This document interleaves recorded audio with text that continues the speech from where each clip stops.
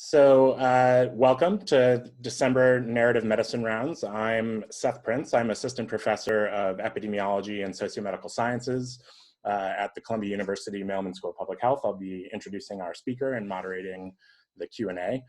For those who are joining for the first time, Narrative Medicine Rounds are hosted by the Division of Narrative Medicine and the Department of Medical Humanities and Ethics at Columbia University Irving Medical Center. The Division of Narrative Medicine fortifies clinical practice by training practitioners to recognize, interpret, and glean insights relevant to patient care and clinician performance from the study of humanities, the arts, and creative work, helping all those interested in person-centered, respectful healthcare to deepen their self-awareness, clinical attunement, collaborative skills, and creative capacities through rigorous narrative training and practices.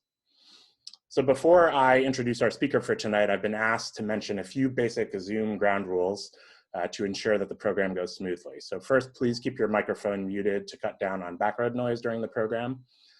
Be forewarned that if there are any disruptions or inappropriate comments in the chat, that you may be removed from the event.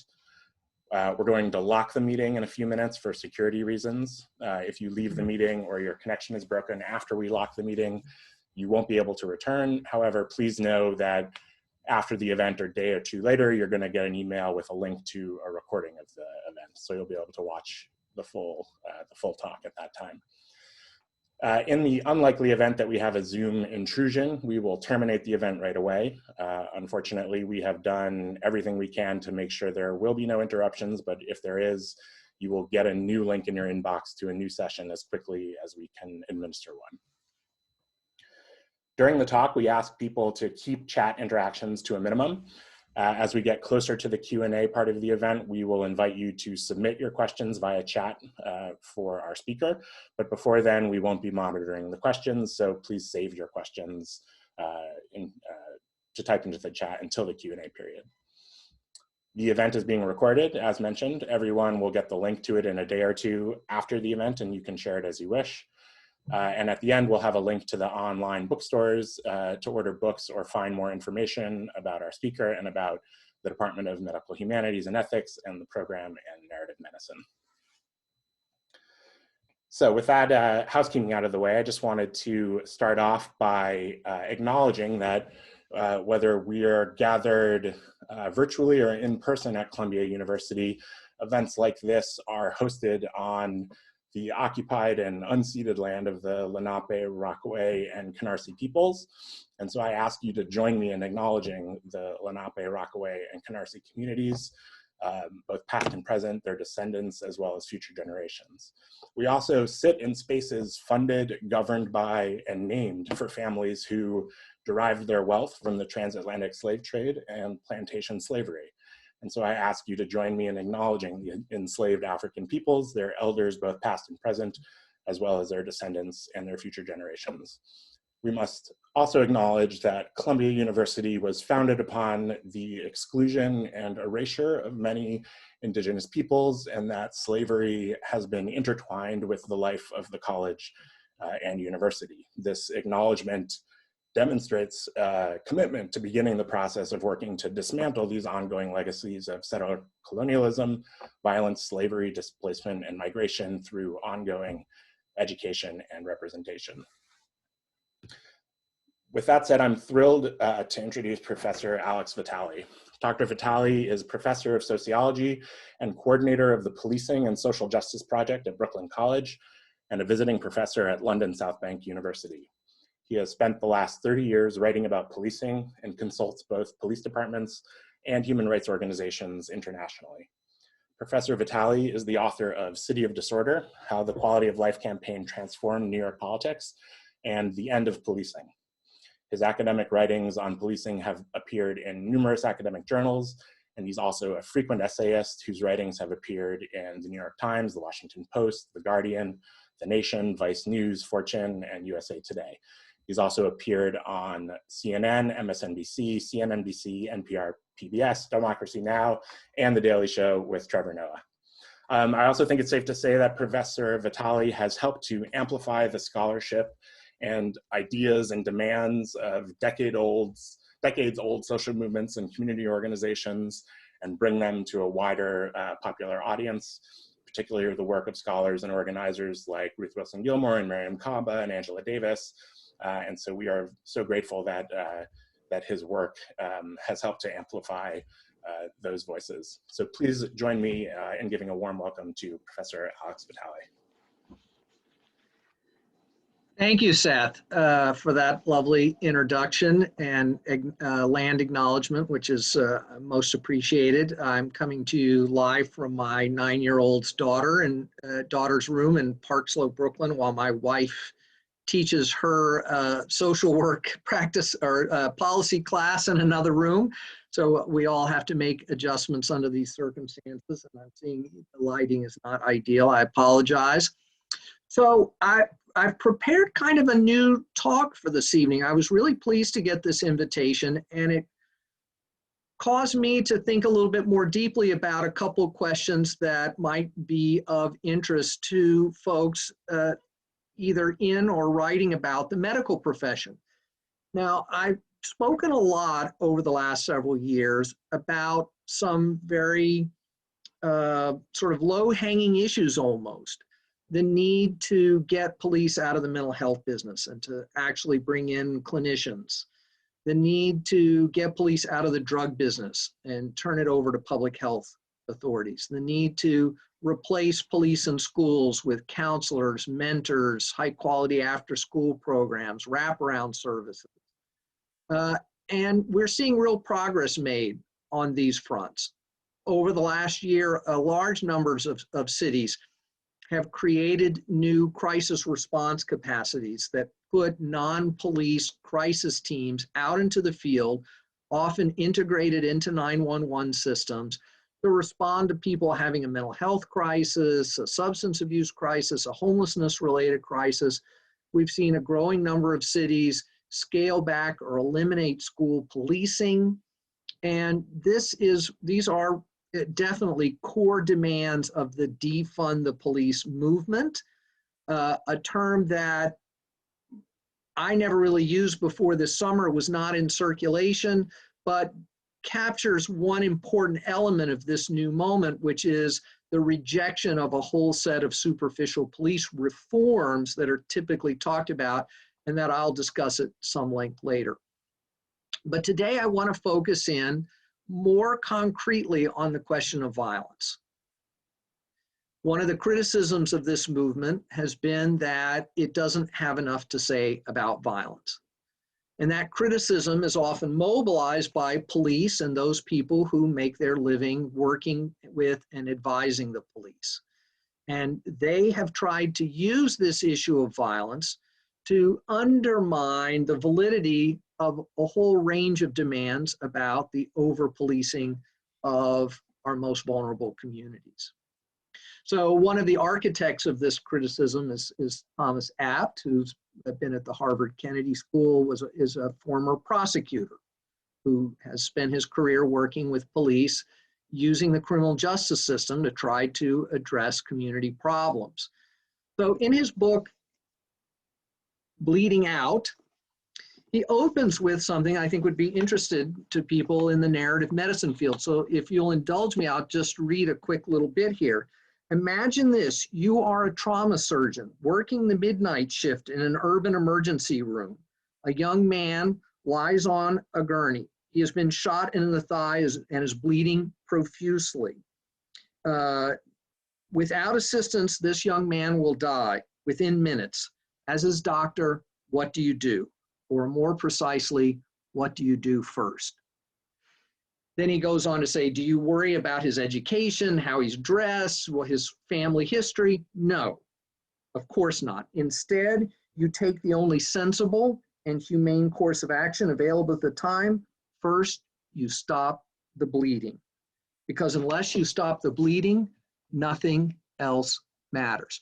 Now, that's a very powerful and effective narrative to get someone's attention, but it also serves a central rhetorical point, which is the argument that long-term preventative strategies are a distraction, and that's what's needed is immediate and, in Abt's case, primarily punitive interventions focused around policing to stop the violence. And I want to talk about why this is a really inaccurate and misleading analogy that bolsters bad policy. Apt's argument focuses on three central themes for addressing the problem of urban violence, which he defines exclusively as the kind of public street violence that's primarily gun-related, as opposed to things like domestic violence. And these three elements are focus, balance, and fairness. By focus, he means that we need to not engage in things like generalized anti-poverty programs or generalized aggressive policing. Instead, what we need is targeted interventions that focus on the young people who are most likely to be involved in violence, in the places where violence is most likely to occur. And there is strong evidence that shows that violence is very concentrated in certain populations, in certain places. This is, not a widespread problem. And in fact, with the radical reductions in violence in the United States over the last 25, almost 30 years now, that violence has become even more concentrated in terms of the people and places it occurs. But part of his argument about focus, as in the analogy he opens with, is this idea that we must treat this as a problem of immediacy, that the focus should be on dealing with these kinds of problem populations and places in the kind of immediate moment. And what this does is this is an effort at kind of erasing the ways in which social structural factors are constantly reproducing more violence, and that the actual people and places are continually changing. As one group of 18 and 19-year-olds get killed, get sent to prison, or age out of violence, another group of 14 and 15-year-olds are coming up right behind them. And while a certain playground or commercial strip may have been a source of violence in one moment, that may shift to another location. But also, there's no real effort here to address the fact that if we don't develop a long-term strategy along with our shorter-term interventions, that we will continue to see the ongoing reproduction of violence because we've done nothing to really change the fundamental drivers of violent behavior, which are rooted in poverty and exclusion and disinvestment. If all we do is treat the immediate crisis in front of us in this focused way, we do nothing to actually prevent the sources of harm and violence in our communities. So what is the treatment for APT? Well, he says it needs to be balanced. He says it needs to be an equal balancing of enforcement and social services, an equal balance. And this analysis is both disingenuous and inaccurate, in the sense that the reality is that we already put 90% of our anti-violence resources into the criminal legal system. In cities across the country, policing alone takes up 25, 35, 40% of local budgets, radically eclipsing all other services combined. In New York City, the police department budget is bigger than the health department, the parks department, jobs programs, youth services combined by a factor of like 3. Add in jails, the court system, and this imbalance is even greater. And most of those services, like parks and health services, are not targeted at crime control or public safety. If we actually just look at the resources that go directly into addressing serious crime and violence, it's even more unbalanced. Because in high crime neighborhoods, what we find is a massive apparatus of policing and a little social program here or there for a tiny fraction, probably much less than 10% of the police spending. And App's interventions that he calls for, and he does have a range of preventative interventions in mind for certain individuals who he thinks can be saved before they become the hardened shooters, would do little to change this fundamental imbalance, because his approach rests primarily on the tools of enforcement, deterrence, and punitive interventions. Things like focused deterrence initiatives, right? Deterrence is built into the name of it. Identify the specific communities of young people most likely to engage in violence, call them out, engage in threats, intensive supervision, surveillance, and enhanced penalties if they get into trouble. That's the root of it. And then provide them with, a number for some job training. And while he acknowledges that the social services are often inadequate and calls for some increase in them, it comes nowhere near what would be a truly balanced approach. Finally, his third plank is fairness. Fairness. What this means is that he is a deep proponent of procedural justice. Procedural justice is rooted in research that shows that when actors in the criminal justice system take the time to listen to everybody's side of the story, explain what's happening, follow proper procedure, that people feel better about the outcome of their interaction with those systems.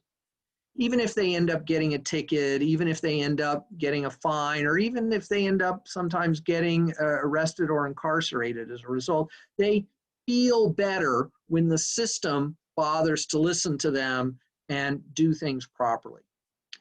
And App's view is that the problem in policing right now is just the failure of police to be quite professional enough and to use proper methods. He argues against deep structural racism in any of these systems and said that there are things like, well, there's maybe some implicit bias, and that, some of the racial disparities are the result of larger racial disparities in society, which is certainly true. We'll talk about it in a second. But that the trick to this is that if we could just get the police and courts to be more professional and procedurally just, that the community will have its trust in the police restored so that the police can more effectively intervene to fight the violence, right? This is not a balanced approach. This is about restoring confidence in policing, because policing is always the lead agency for him and for folks in this camp. So, what's the problem with this? What's the problem with this? Well, it ignores questions of substantive justice. There was an article today in the New York Times about the findings of the use of body cameras here in New York City, in which the federal monitor said, this is great. We found out that officers with the body cameras were making 40% more stop and frisk searches than the officers without. And therefore, this suggests that they're following proper procedure when they're wearing a body camera, and therefore we can have some oversight of them, and isn't this great? Instead of pointing out, wait a second, the fundamental finding of the court in the stop and frisk case is that the vast majority of these stops are unconstitutional and racially discriminatory. That's a question of substantive justice that is completely ignored in this kind of proceduralist thing of checking off boxes? Are they wearing body cameras? Did they file the paperwork, right? None of which is actually changing the substantive behavior of officers or the outcomes of their actions. Another example of this would be implicit bias training, which is has been a favorite plank of the procedural justice movement, a central feature of Obama's task force on 21st century policing, a central feature of the current Democratic congressional bill, the George Floyd Justice and Policing Bill. This is the idea that if we could just make officers less biased, then that would restore public trust in them. Implicit bias argues that this bias is unconscious and unintentional, and that if we just put officers in a room with some trainers and remind them about the history of slavery, that everything will be better. It's ludicrous. The officers know it's ludicrous. Anyone who's ever seen this training knows it's ludicrous, and there is zero evidence of its effectiveness. Zero. Because how could it be effective? First of all, we have a problem of explicit racism in American policing. Secondly, we've got problems of structural racism within policing. And third, we have a problem of structural racism in the decision of elected officials to turn the problems of Black and brown and poor communities over to police to manage, making the tools of policing, violence, coercion, threats, arrests, intimidation, the primary tools for managing those communities' problems, whether it's someone having a mental health crisis or someone who is engaged in a shooting. So I have a lot more to say about procedural justice reforms and their ineffectiveness, but in the interest of time, I want to just move on and say, well, what is to be done? What is to be done? Well, one of the things we can do is we can look at Zach Norris's really interesting new book, We Keep Us Safe. It says, first of all, we need to understand what is the real nature of the harms, of the kind of violence inflicted on communities. And it is not limited to young people shooting each other. It includes the violence of predatory lending, the violence of environmental pollution, the violence of systemic defunding and austerity, the violence of longstanding patterns of racial discrimination in hiring and in education, in employment, in the delivery of social services, in medical outcomes, et cetera. This exerts a tremendous deficit on life expectancies and quality of life in these communities. So we need to put all the harms on the table, not just the gun violence, though we don't want to shy away from that either. We have a growing body of research about the effectiveness of non-police centered strategies. There was a new report just came out this week from John Jay College, sponsored by Arnold Ventures,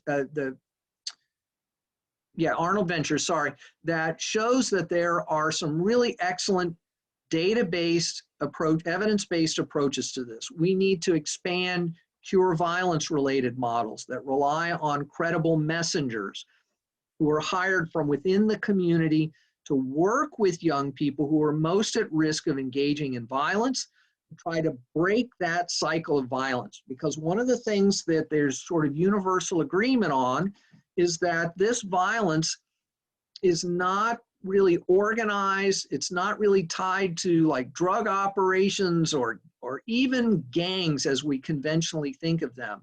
It's about defensive gun carrying. It's about tit for tat revenge. You shot my cousin, so now I'm going to go out and shoot you, and then your brother's going to come and get my cousin again. And we got to break that cycle of violence, try to work out deals with people, street mediation, but also there is this massive legacy of trauma that goes completely unaddressed. One of the things we know about the young people who commit violence is that they have all been the victim of violence, whether at home or in the community, and often horrific levels of violence where almost nothing has ever been done to help them cope with that violence, much less escape it. So we need immediate kind of on the street crisis intervention teams from the community to work with young people.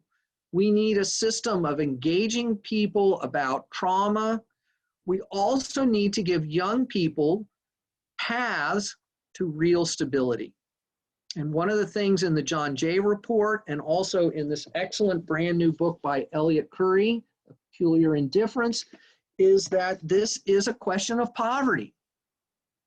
Now, we don't have to solve all poverty right away to make an impact on this, but we could do what Richmond, California did, which is we could identify that targeted population of young people who are most at risk of engaging in violence because they've been abused, have suffered violence, have been in the child welfare system, have been involved in the criminal justice system, and we could financially stabilize them and their families. And when this happens, there are dramatic reductions in violence, much greater than anything police are accomplishing. And I'll just add that the cure violence interventions in New York City have been wildly successful. Gold standard experimental research with paired neighborhoods showed 50% reductions in homicides and shootings in cure violence neighborhoods versus neighborhoods that just had policing. And we need to radically expand that and the services they have available to them. And ultimately, we do need to address long-standing racial disparities in wealth, because that is where the violence is concentrated, in those communities. And every time we're told, no, we need an immediate police intervention tomorrow to stop the violence, we are erasing, blocking, and interfering with the fundamental need to shift resources away from punitive interventions in favor of addressing the both short and long-term antecedents and predictors of serious violence. So I'll stop there, and I'm sure we will have plenty of questions, and I know Seth has a couple of lined up to get the ball rolling. Thank you so much, Dr. Vitale. That was really terrific. And I actually wanted to, so if folks participating want to start sending questions into the chat, I will start to get to those in a minute, but I'll take just a few minutes to ask Dr. Vitale. One of the themes that you kind of mentioned in your talk was there's always this tension between sort of primary prevention versus responsive tertiary prevention from, you know, and a second thing that just came up toward the end of your remarks was this idea of targeted programs at high risk areas versus sort of universal programs. You know, there's often sort of a tension, it seems, especially under neoliberal regimes tend to want to always do the high risk targeted interventions, whereas some of the universal programs and primary prevention might actually be more effective. And I wonder what your take on the politics of this kind of dichotomy is, whether it's, and especially given some of the movement demands that we've seen arise over the summer that I think have pretty effectively demanded both types of responses. So what are your— So let me talk about this in two ways. So first I want to talk about mental health for a second. So one of the limitations of the current sort of victories that are being won across the country is in relationship to this replacing police response to mental health crisis calls. So people may be familiar with the CAHOOTS model out in Oregon, where they've integrated into the 911 system a civilian clinically based crisis response team. They've managed to divert 20% of all 911 calls to this service. And in 99-point-something% of those calls, no police backup is needed in any way. And it's been tremendously successful. And now Denver, Portland, Los Angeles, San Francisco, Austin, Albert, they're all, even New York City is finally starting to say, okay, well, maybe we'll try to come up with something like this. This is good. It's going to save money. More importantly, it's going to save a lot of lives. Between 1.25 of all people killed by police in the United States are having a mental health crisis. But it doesn't change the fact that the real solution to this is to prevent people from having a crisis. And so that means we need to invest in community-based mental health services. And so one of my concerns about either a solely crisis-based model or, let's say, a solely decriminalization or decarceration approach is that it doesn't automatically mean that we're building up the vastly underfunded social services infrastructures that are producing these problems in the first place, whether it's mass homelessness, mass untreated mental health and substance abuse problems, failed schools, and all the rest. So yes, we've got to have the crisis response, the acute response, but we also need to address the baseline needs. And the Public Advocate's Office in New York has done a good job of laying out what this might look like, including very low threshold mental health services that aren't even necessarily staffed primarily by clinicians, and then something a little more stepped up and a little more. And in Northern Italy, where this has been done for decades, they have almost no need for like locked facilities, psychiatric emergency rooms, because almost nothing raises to that level anymore. On the violence front, obviously, we got to be able to address patterns of violence as they're occurring. And these credible messenger programs have shown some ability to really do that. And we have to keep in mind here that policing has not shown effectiveness. It's not like, well, if we don't have police, then we don't have anything, right? Policing is almost entirely reactive. Very few, homicide clearance rates are fairly low.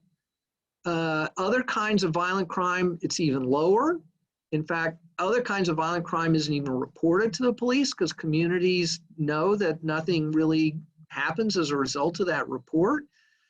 So we've got to develop other strategies. And this includes things like domestic violence, where turning it over to the criminal justice system has been a dramatic failure.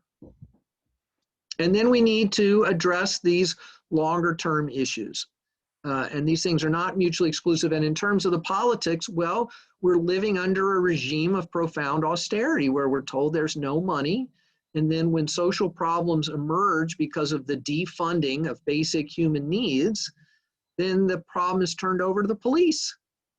And then when the police produce racially disparate outcomes in violence, we're told, well, we'll fix that with a few superficial training programs that don't work.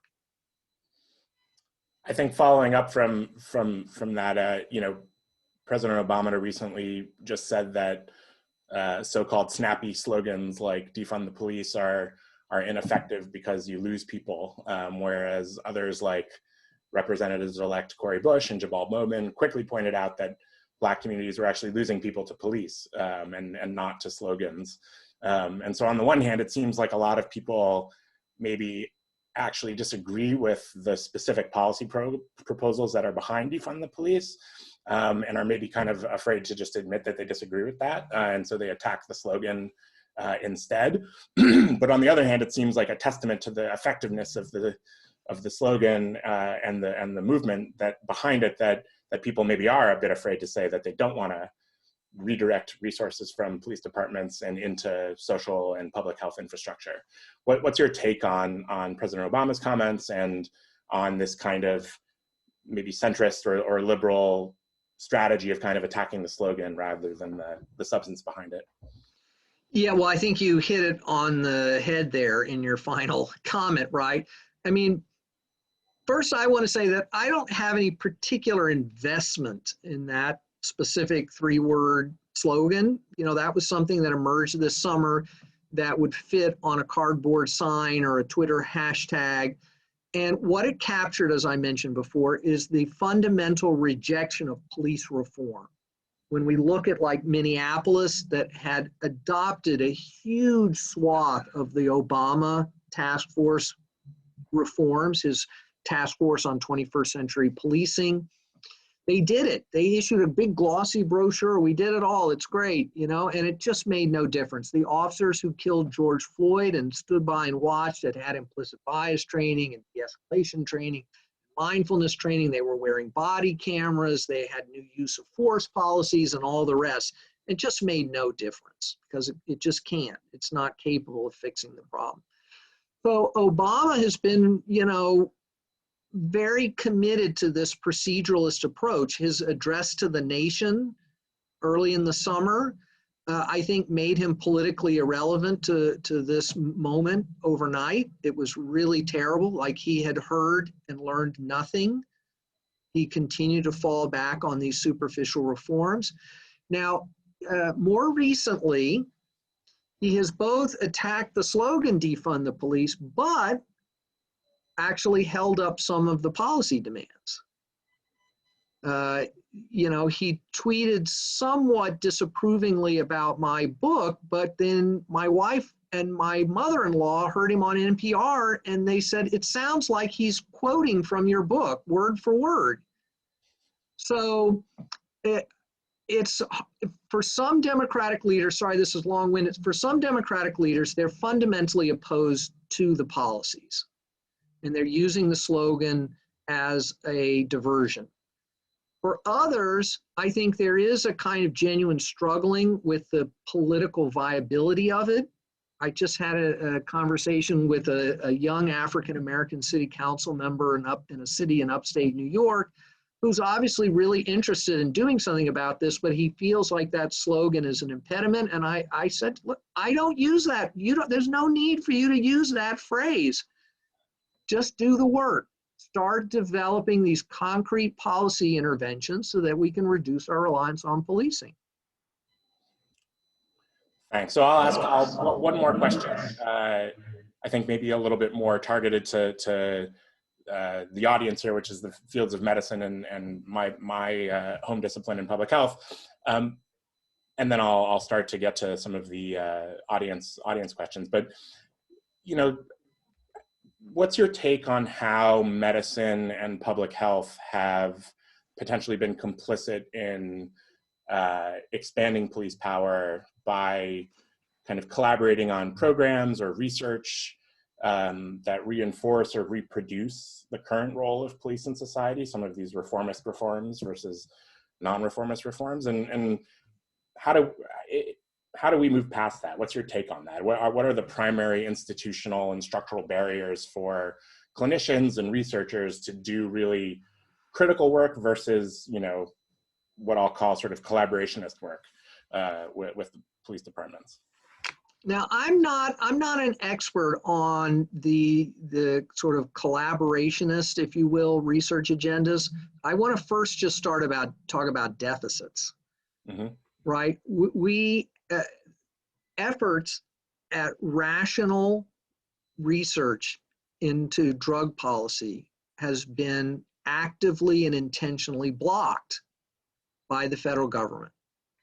They have prohibited anybody from really doing any research, you know, especially on things like marijuana, because it's an unvirtuous cycle, right? Marijuana is a Schedule I drug, which is the most prohibited class. Why?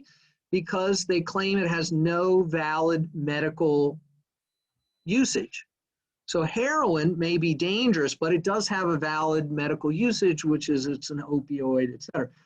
But they won't allow anyone to do any research on marijuana that might show that it has medical effect. So that way that can never be taken off the Schedule I list. And I think there needs to be tremendous pushback against this. Who is in charge of the scheduling and who's in charge of the research money? The Drug Enforcement Agency. They have vetoed letting like the National Science Foundation or anybody else give out grants on medical marijuana research because it requires their approval, because they're the scheduler, right? So it's horrible. Same thing on guns, on gun violence. there is a huge absence of high quality research on gun violence, in part because no one will fund it because of the politics around the Second Amendment. And we need the medical community, and there have been some very important voices, but to be just much more out front on the need to look at this. And not just in terms of gun control, but we got to look at the dynamics around suicide, of domestic violence, spree killing, all the rest of it, and the role that guns play and why people turn to guns both defensively and out of vengeance, etc. So that's my main. I would love to talk more about this sometime. I'm sure you would alert me to some really unhelpful stuff. All right, thanks. So let's start going to some of the audience questions. Kathleen Fraser, do you want to unmute and ask your question? Oh, hey, thanks. I've gotten carried away with questions, so let me go back. I see, yes. to the first one. Yeah, I was wondering what you think about the author of Bleeding Out, Ignoring Domestic Violence, considering that the National Center for Women in Policing notes 2 studies that have found at least 40% of police officer families experience domestic violence. Well, I mean, I will say he does make it clear that domestic violence is a problem and that his strategies are not about addressing that. And okay, so he's got something to say about street violence. I think it's wrong. I think the evidence doesn't support his position. But domestic violence is a major problem, and it has been completely mishandled by turning it over to the criminal justice system. In 1994, the crime bill contained the Violence Against Women Act, which basically, took what was a burgeoning community-based movement to assist women and integrated it into the criminal justice system. So now it's the purview of policing and specialized courts and probation programs and diversion programs. The only way you can get help is if you've been arrested, that it's really about tearing families apart. It's not doing anything to support families. It's really a nightmare. And I highly recommend Lee Goodmark, L-E-I-G-H Goodmark, Lee Goodmark.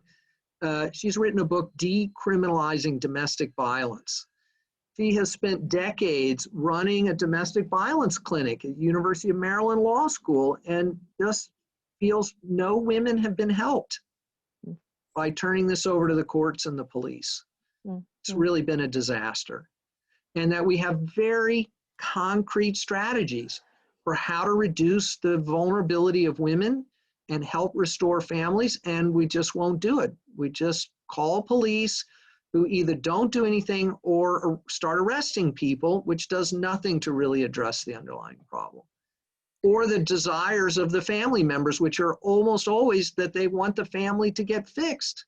They want help. They don't want the family torn apart by the criminal justice system. But they can't get any help.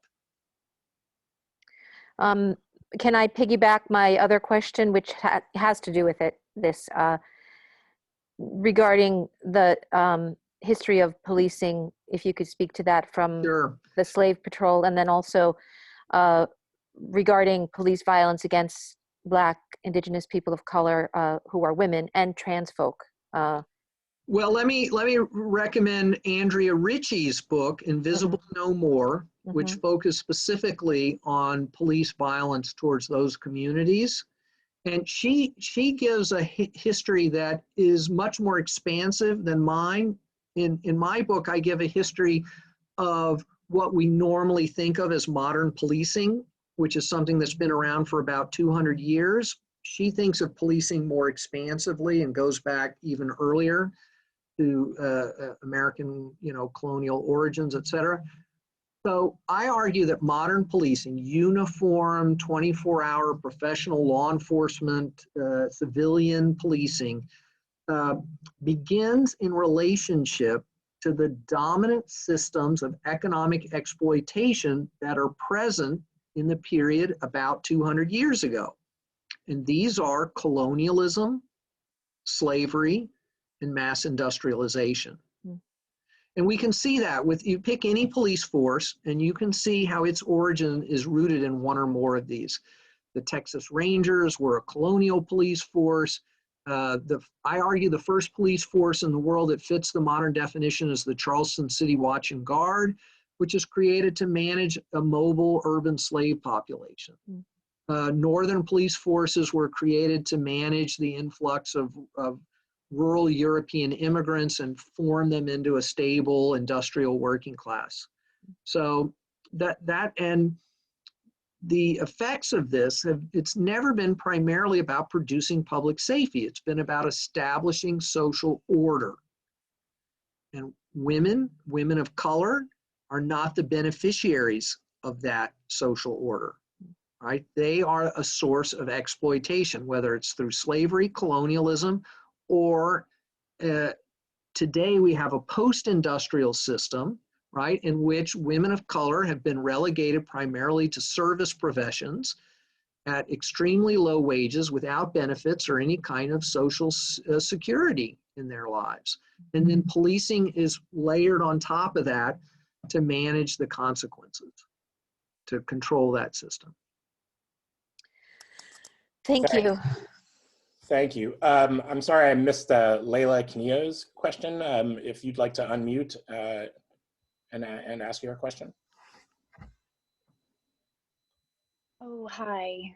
Thanks. I think it's been spoken to a little bit, but I will just read it verbatim.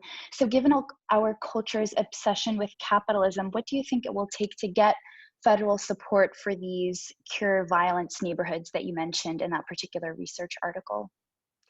So, I mean, I don't think the key issue here is capitalism per se. I mean, capitalism is an issue if we want to talk about the deeper issues of racialized poverty more broadly.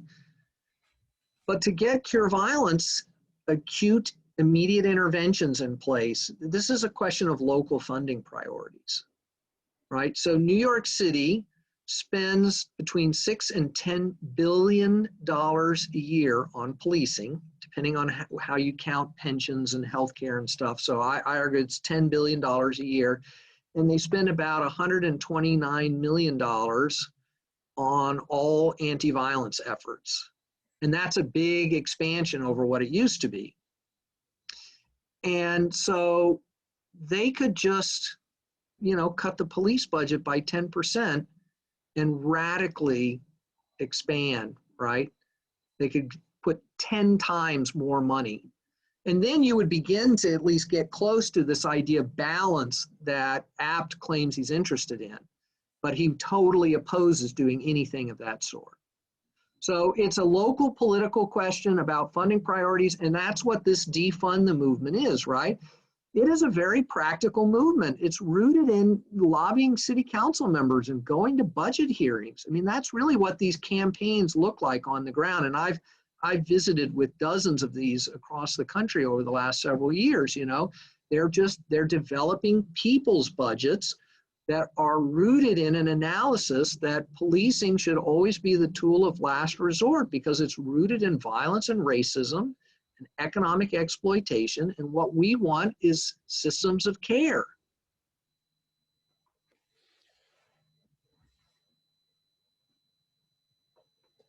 Thank you. William Feldman, if you'd like to unmute and ask your question.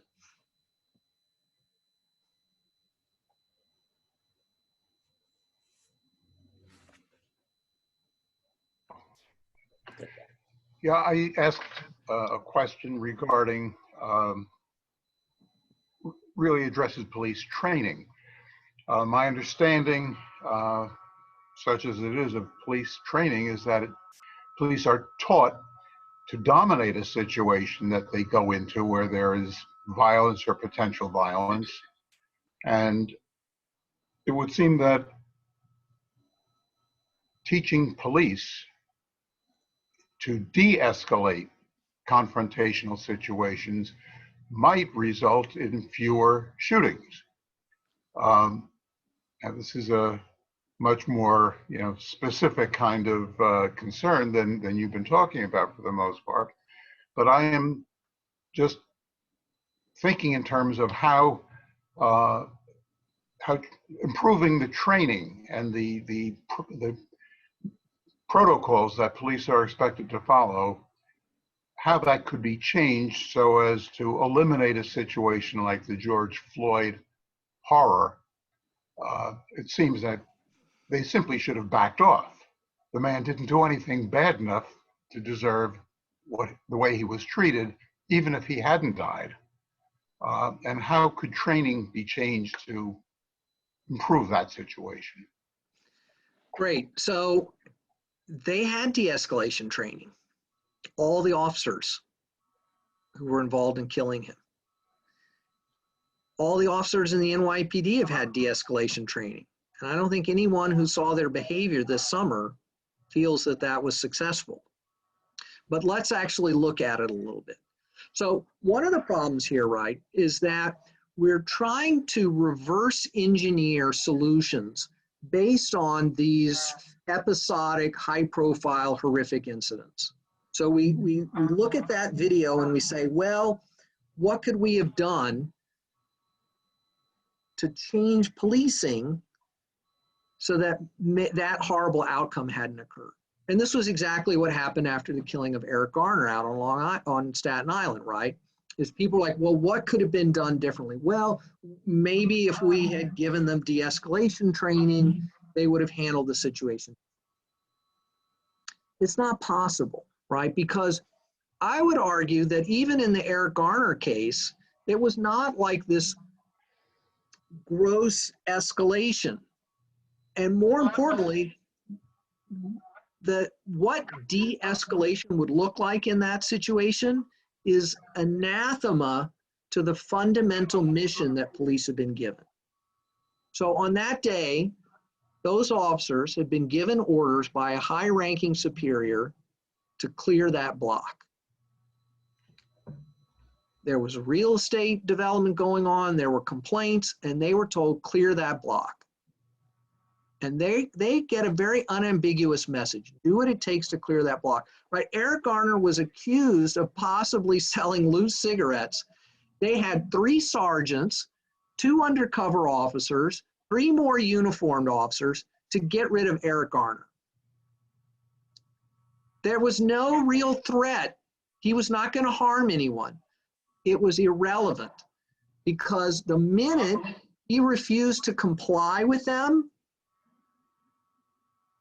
his fate was sealed, because there's no environment, there's no amount of training that's going to change that dynamic, where those officers are going to go back to their captain who got a call from the chief and say, well, we just decided he didn't want to go with us, so we just left him there. We'll give him a ticket tomorrow at his house. That's not going to happen. As long as we use the police as a tool for managing a whole set of what are essentially social problems, right? George Floyd was not hurting anybody, but the police have no choice. They have been given unambiguous orders about what to do. So the training, no matter how good it is incompatible with what they actually do. And that's why you hear from officers, oh, just forget about that. This is what we really do. This is what they say about academy training. This is what they say about implicit bias training. They just ignore it because it's incompatible with what the job actually demands of them. And so the reason these things continue to be perpetuated as solutions is because they serve a political purpose, which is they provide cover for the de Blasios to say that they're doing something. Because what they don't want to do is actually provide housing for Eric Garner, or decent income supports, or quality medical care. So instead, they have told the police to manage it. And when the police have that mission, it's going to be violent, no matter what training we give them, right? We've told the police to wage a war on drugs, a war on crime, a war on terror, a war on gangs, a war on disorder, a war on the poor. And it's not going to be friendly, nonviolent, and anti-racist. It's going to be abusive and racially disparate. And so the solution is to quit thinking that this training is going to help when there's no evidence. This is what I've been a police scholar for 30 years. There's no evidence. It doesn't work. We got to get out of that mindset, and we got to demand political solutions to our social problems, whether it's clinical interventions, poverty interventions, or whatever, or decriminalization, or what have you. I'm taking the liberty of giving long answers because I didn't give a super long talk. No, it's appreciated. And if I can jump in and kind of follow up on something you just said there, in terms of the evidence, what's your take? My understanding is that the evidence for generalized deterrence is quite weak, if it exists at all. But yet, as you mentioned, sort of in the beginning of your talk and throughout, there's still this story that the police deter crime. What do you think is behind? Why won't this narrative go away about generalized deterrence being something that's effective? Well, look, there's no question that in the absence of anything else, policing provides a kind of baseline protective infrastructure, right? So if we just eliminated all police tomorrow, we would have some pretty serious consequences from that because we don't have any other way to address a whole set of things. Does that mean that policing are super effective at addressing problems? No.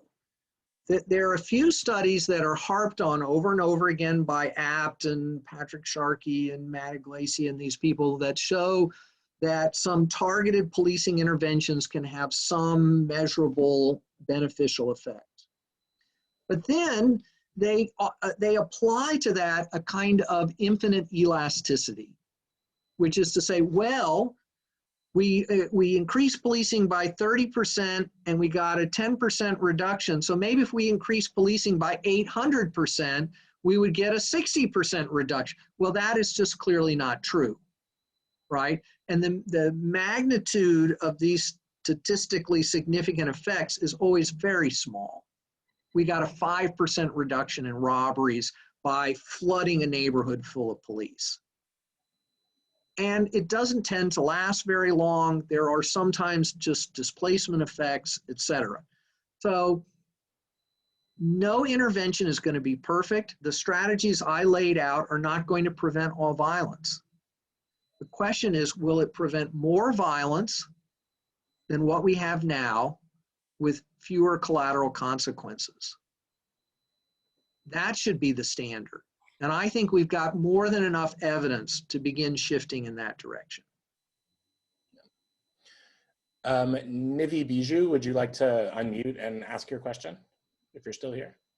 Yeah, give me a second. So I think you also touched on this a little bit, but basically I was wondering what are some immediate ways that we can try to reverse the consequences of the war on drugs, and how can we make the restructuring of the police a non-political issue? I know you just mentioned that, you know, we have to have like a political push on it, but I was thinking more in terms of, I guess, like civilian debate. I'm not really sure how to go about it because, you know, I'm a public health major and I always think about how we need to push on this as like a uniform manner rather than, I guess, a bipartisan issue. I guess that's the best way to put it. All right, so I don't think there's any way to take the politics out of it, but that doesn't mean we have to think of it in sort of narrow partisan politics. We do have to create a majoritarian shifting of views about this. And it is possible. I mean, look what just happened in Oregon, to speak to the first part of your question. The voters, not the elected officials, the voters in Oregon voted to decriminalize possession of all drugs and turn the problem over to public health authorities. They used marijuana legalization revenues to fund out the public health system. This is based on the model that's been in place in Portugal for a number of years now that has showed tremendously positive results. All drugs have been decriminalized in Portugal. They had one of the highest HIV infection rates. They had overdoses through the roof in Portugal. The policing was not helping, so they said, let's just completely shift gears. They got rid of all the vice units, got the police out of it, radically increased funding for public health, harm reduction and treatment interventions. Overdoses plummeted. HIV infection rates have gone down dramatically. Usage rates have not increased, and civilization did not collapse. It was okay. It's good. Let's do that. How do you do it? How do you get to where Oregon is? Well, the marijuana legalization has been a kind of wedge for a lot of people strategically, the Drug Policy Alliance and others. But I think we've got to be more concrete. And one example would be to look at what Ithaca, New York played around with.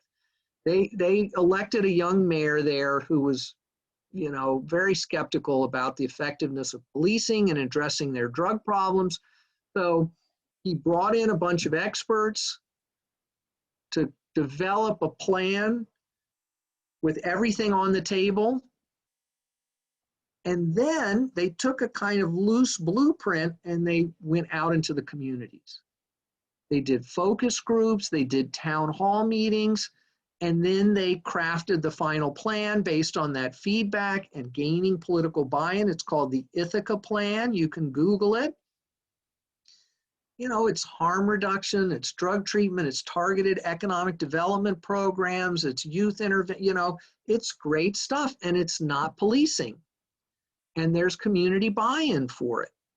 But of course, Cuomo, who never saw a problem that couldn't be solved by throwing police at it, has been blocking it from being implemented.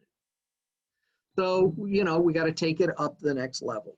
So, but this is really, it's about community organizing. We got to go into the communities and win people over about the effectiveness of these interventions in saving lives. The evidence is there, but people need to be won over. Thank you so much. Thanks. Yeah, I'm going to ask a question on behalf of Mario de la Cruz, who had to leave to teach, but the question is... Oh, yeah, right. Like that's an excuse. Considering that implicit bias training is both episodic and mainly targeting procedural change, how do you think an emphasis on the narratives of young people who have had repeated encounters with law enforcement could be useful in developing training materials and activities that actually influence culture and behavioral change in policing?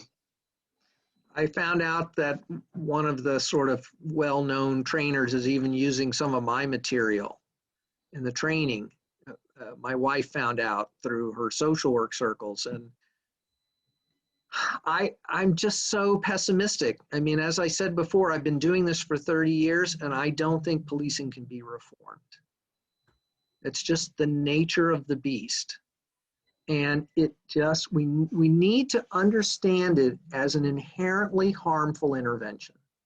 Now, maybe, and certainly right now, we don't have any choice in some circumstances. It's the least harmful, maybe, way to do something. But it should always be viewed as a kind of toxic tool of last resort. And if we have any credible alternative interventions available to us, we just need to do everything we can to implement them. Right? But police are violence workers. That's what distinguishes them from all other parts of government, is the authority and capacity to use violence. That is the root of police authority. And if we don't want violence and we don't want racially disparate outcomes, we should try not to get policing involved. Thank you. Mike Boylan, if you're still here, would you like to ask your question? Yes, thank you very much. Dr. Ali, I was just curious about your thoughts on the limitations of kind of the economic opportunity zones and the role that those limitations play on really bringing good paying jobs to communities in need, and then as a result, the effects that has on violence in those communities. That's a great question. You know, that's actually part of how I got started doing this work. In college, I studied things like urban enterprise zones in Connecticut, and was really, I went to school to do urban public policy kind of stuff, and that's what I started doing out in California. So I am familiar with these programs. So the problem is, right, is that we need jobs that pay enough that people can create stable families. So that's what people want. That's why young people get into drug dealing, is because it's not really just for the flash. Sometimes that's what it ends up getting used for, because they realize that even the drug money is not going to get them a stable future.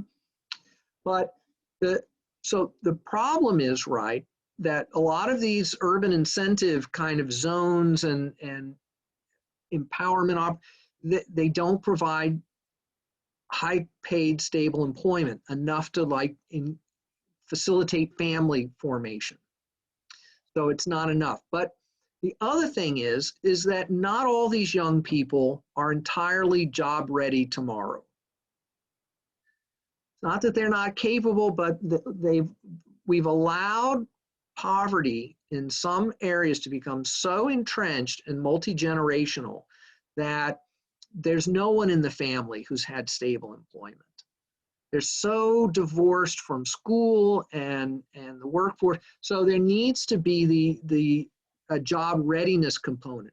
The problem we have now is that what we give kids in these targeted high-risk kids is we give them lots of job readiness and never a job. There's never a job at the end of the job readiness. We give them the job readiness and then we send them to an employment agency that's not looking for anyone like them to hire. So what we find is that as soon as the program ends, like maybe they're hired on in a training program and they're getting some wages and doing some work, but as soon as they're put back into the open job market, the benefits of those programs evaporate because they just can't compete in the open job market. We have to actually provide them with the jobs. Make sure they're ready and then give them real jobs that pay enough to form a family. You know, it's funny, but I used to have similar. And that's what's in Elliot's book. He goes into great detail, looks at the research, looks at these employment programs. It's all in here. Thank you very much.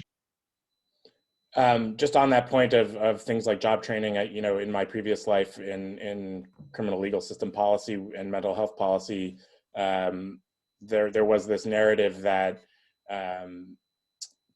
providing vocational training didn't actually help reduce rearrest and reincarceration. But the question was always, if you're training people for jobs that don't exist, of course that training program isn't going to work. Or if you're training people for jobs that pay below a living wage, then of course that training is not going to work. John Pamplin, would you like to unmute and ask your question? It's just complicated, Seth, right? Because while they're in the program, it does work. And so then they can always say, see, it worked because but then when they get out of the program, the benefits evaporate. So we got to break that cycle of claiming that they really work. That's a great point. So yeah, thank you, Seth, and thank you for your talk, Dr. Vitale. This is kind of my own perception, I guess, and my experience, but when I've kind of witnessed, many of the folks who are in favor of fixing policing issues through implicit bias training and kind of further trainings, it strikes me that a lot of times these are people who actually don't have meaningful interactions with police in their own lives. And it seems to me, I was wondering if you would comment on this idea that a lot of times these types of being in favor of these types of solutions comes from a place of privilege of being from neighborhoods that fixing policing doesn't actually have a material impact on their lives, and what can we do to address that? I'm not so, I could definitely engage individuals who are guilty of what you're describing, but I don't think that's the most productive way to look at this. I think the people with real privilege in this conversation are the political leaders who continue to go to the public and say, don't worry, we're going to fix policing with some implicit bias training, right? That's what de Blasio did after the killing of Eric Garner. He said, oh, don't worry, right? We're going to give them de-escalation training and implicit bias training, and it's all going to get better, and body cameras. So they did all three of those things, and it just has made absolutely no difference. And that's the privilege we got to go after.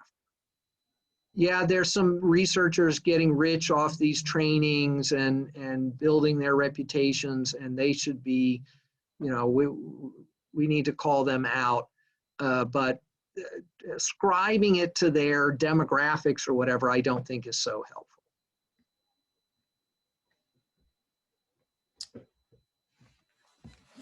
Thank you. Just like ascribing the problem of policing to like a couple of racist police officers or something, or officers with authoritarian, that's not helpful either, I think. Sally Reish, if you're still here, would you like to unmute and ask your question? Hi, sure. Thanks so much. So I work in the aging field and on this project about elder abuse. And I work with like adult protective services units across the country. And I was just wondering if you had any thoughts on APS, because on one hand, they are like unarmed. But on the other hand, it's extremely entrenched, like everything else within the criminal justice system and police. And also this idea of elder abuse really being taken up by the establishment. And I kind of see it, you know, it's a very fundable field right now because it has this link to policing. And there's really an investment, it looks like, in funding police through elder abuse response. So I was just wondering if you had any thoughts on that.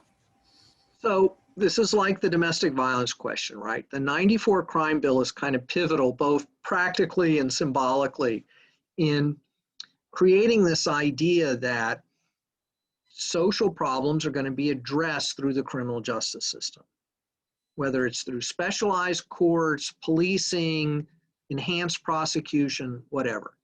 And so that logic becomes so entrenched and so politically bipartisan and you know, inescapable that any social intervention has to be embedded in the criminal justice system. We can't just create, you know, drug treatment on demand. We have to create a few drug treatment slots for use by the drug court. That's the only way to get any funding for treatment, is to embed it in a drug court.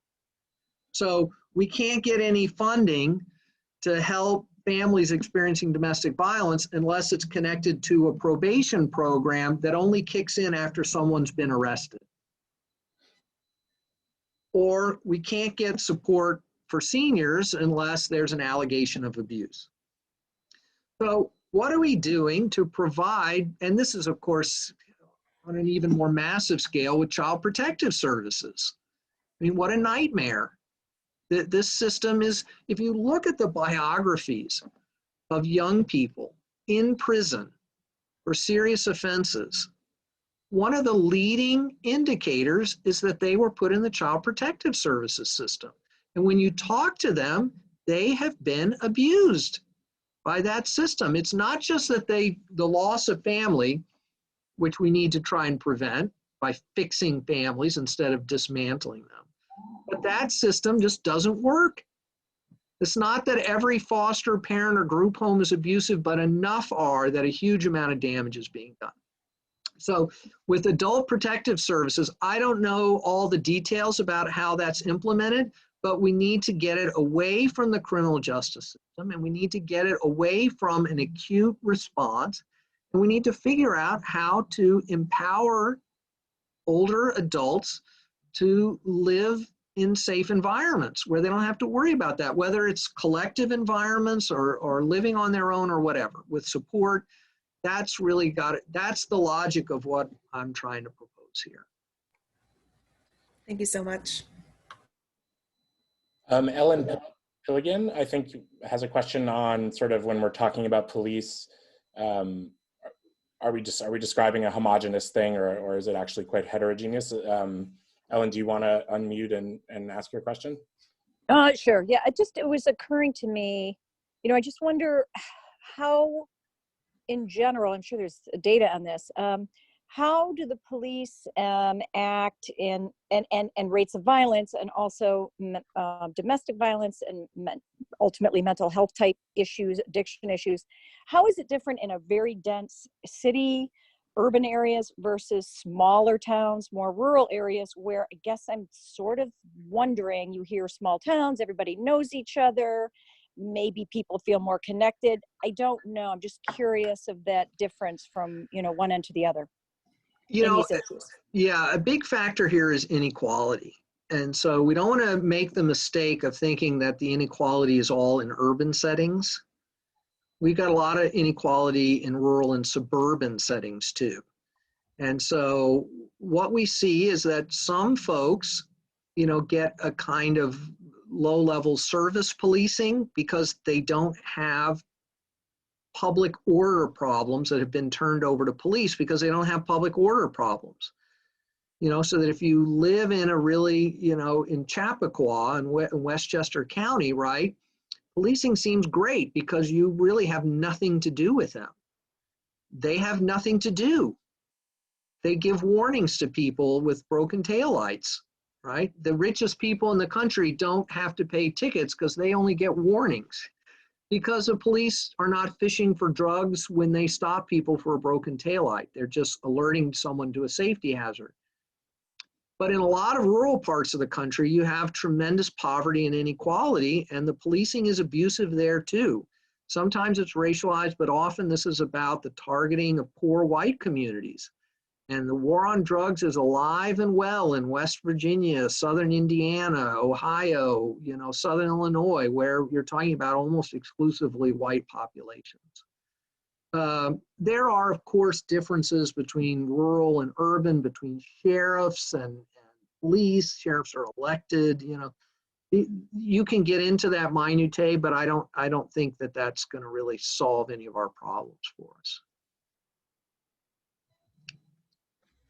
Thanks. And Leila Canio has a follow-up question. I think I'll kind of try to paraphrase it and also add on my own question to it too, because it is related to this idea of sort of connecting the various social movements that have arisen over the past few years. Some of them have been going on for much longer, but it does seem like, just to kind of get back to the role of capitalism in all of this, that in medicine, you know, things don't really happen unless there's a profit motive that can be satisfied. In healthcare, there's really changed as, you know, we're still fighting against sort of the profit motive in healthcare and health insurance. And so, but on the other hand, it seems like with police, there's always money available for police. But for these other areas of social life, there needs to be a free market and a profit motive. And I think the Black Lives Matter movement and the Green New Deal movement and the Medicare for All movement have started to kind of connect the dots between these things. But I'm wondering if you can comment at all on sort of how these movements, or if you have advice or strategies for how these movements can kind of coalesce.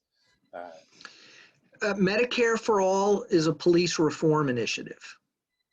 And I've said that a number of times. And the Green New Deal is a police reform initiative. I basically make an argument similar to that in the book. The Green New Deal as a specific concept didn't exist, but I said, look, the problems of rural America are quite severe, and policing has been the tool that's been used to manage that. And we need to rethink energy infrastructure, rebuilding out transportation infrastructure, reimagining, you know, agriculture that's not completely corporate and chemical based, right? And that this could restore these rural communities to some kind of self-sufficiency, which would mean we wouldn't have an opioid crisis and we wouldn't have these black markets that then are managed through policing. My extended family were all coal miners in Southern Illinois, and I know very well what these small towns have turned into and how devastating it's been and how much of a negative force policing has turned into. So yeah, these things are connected. Neoliberal austerity, which I would argue is kind of the defining economic paradigm, is this idea that all we can do is push wealth up the economic ladder through government subsidies, tax breaks, deregulation, in hopes that some of it will trickle down to the rest of us. But it hasn't trickled down.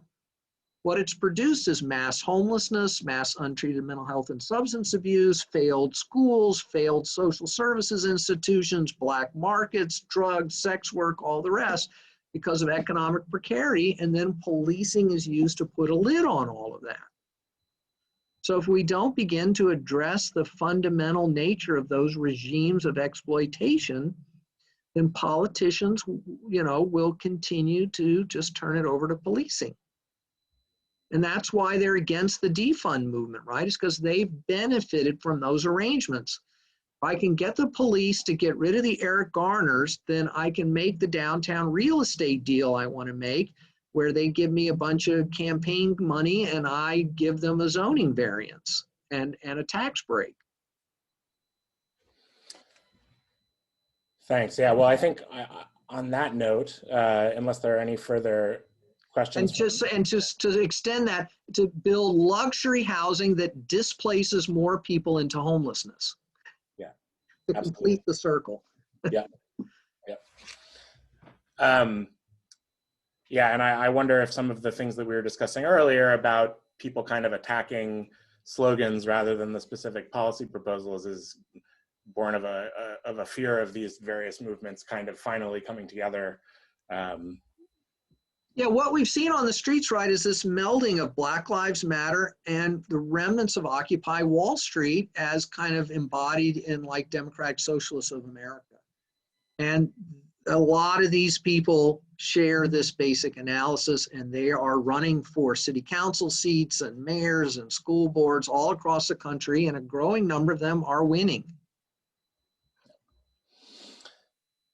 Well, on that note, unless there are other questions from the audience, I want to really thank Dr. Vitale for sharing his time and expertise with us this evening. And I think this has been a really rich conversation. I've certainly learned a lot. And so if everyone could just join me in thanking Dr. Vitale. Sorry to miss out on the traditional wine and cheese, and looking forward to having a drink in person sometime soon. Great. And also, before you sign off, take a look at this slide here with further information for Dr. Vitale's book. All right, thank you. Good night, everybody.